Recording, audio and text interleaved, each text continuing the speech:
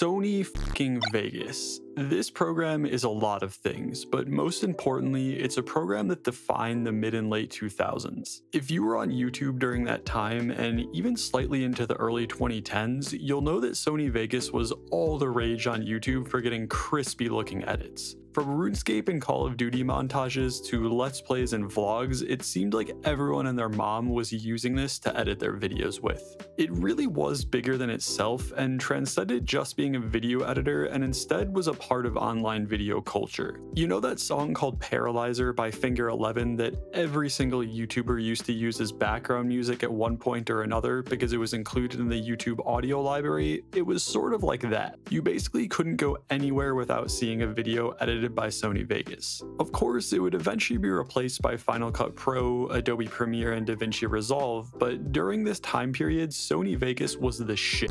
It's even still used by a lot of people today, but I think its cultural relevance has faded since then. So we're going to take a look back at where this program started and how it became one of the most searched for editing programs of its time, all the way to the modern day where it's called Vegas Pro.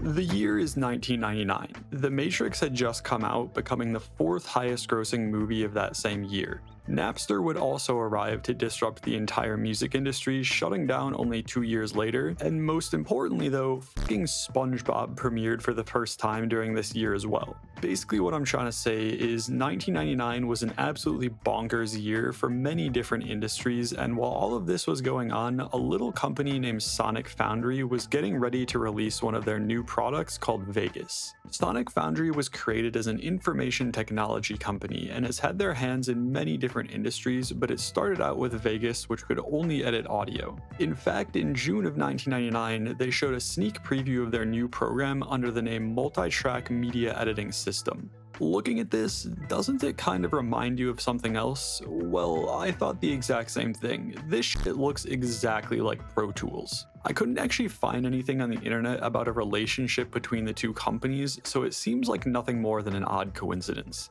Anyways, it's true that Vegas originally started as an audio-only program, and it wouldn't be a year later until April of 2000 that we get to see the video editing portion of Vegas. With Vegas 2.0, they were on the cutting edge of technology at the time because it could actually connect to the internet and add metadata to your timeline like URL flips and captions. You could even add DirectX plugins into Vegas to apply on your tracks, which is pretty crazy for a video editing software in the year 2000. Needless to say, Vegas was most definitely competitive with similar programs like Adobe Premiere at the time. However, most people watching know the program as Sony Vegas, and this is where we arrive in 2003 when Sonic Foundry decided to go off and do other things and sold Vegas to none other than the Sony Corporation. People definitely had mixed opinions on the matter because on one hand, at least their program was being funded by a company with deep pockets, but on the other hand, their program was also now being controlled by that same company who didn't exactly have a great track record with software outside the PlayStation.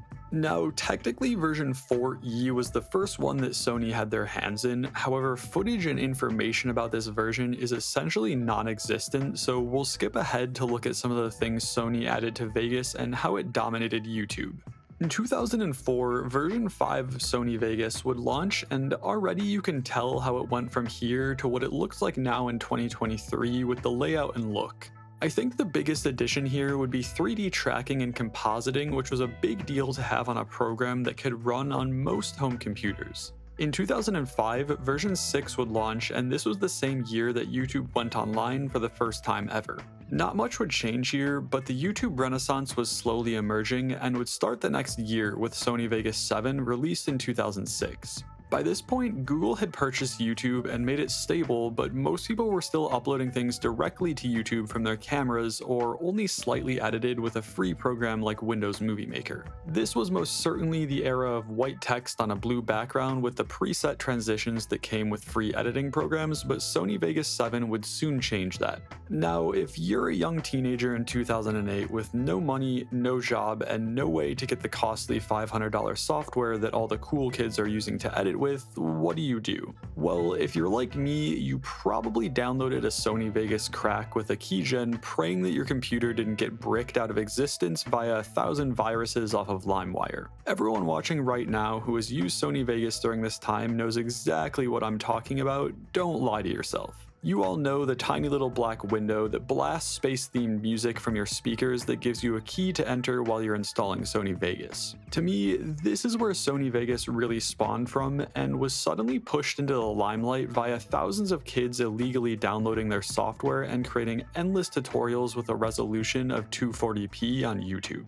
By this point, newer versions had come out like Sony Vegas Pro 8 and 9, but the cracks for those would come later. This resulted in the version of Sony Vegas that people were using and creating content with on YouTube was slightly behind the newest one to come out. If you look at the Google Trends for Sony Vegas, it peaks around this time period when the program was synonymous with YouTube editing. However, all good things must come to an end, and Sony Vegas did as well with its time in the spotlight. Its relevance slowly dwindled over the next decade in favor of other programs with more competitive features and pricing like DaVinci Resolve, Final Cut Pro, and Adobe Premiere. I think Sony could see this happening, prompting them to sell many products within the Sony Creative Software team in 2016, which was the team that worked on Sony Vegas.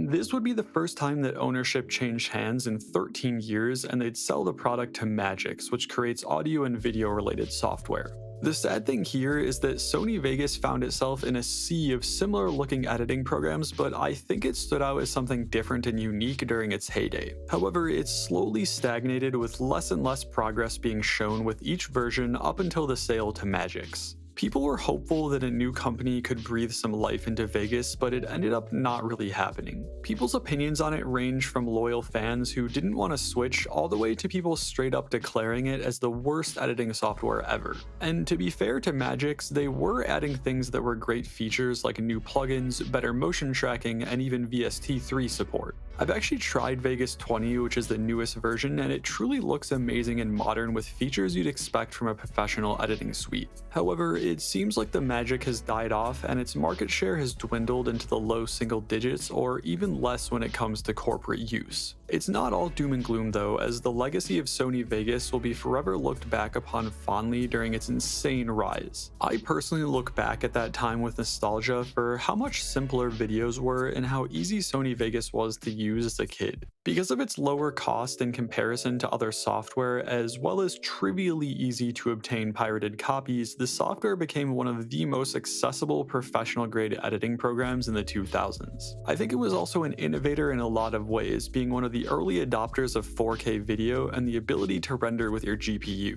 As with most things in life though, Sony Vegas became a relic of a time gone by that we get to reminisce about. And that's why I make these videos, because there's so much awesome shit out there that people created that all of us get exposed to. Recognizing the stories of these awesome things that have deep histories is worth doing, and I hope you guys enjoy it as much as I do.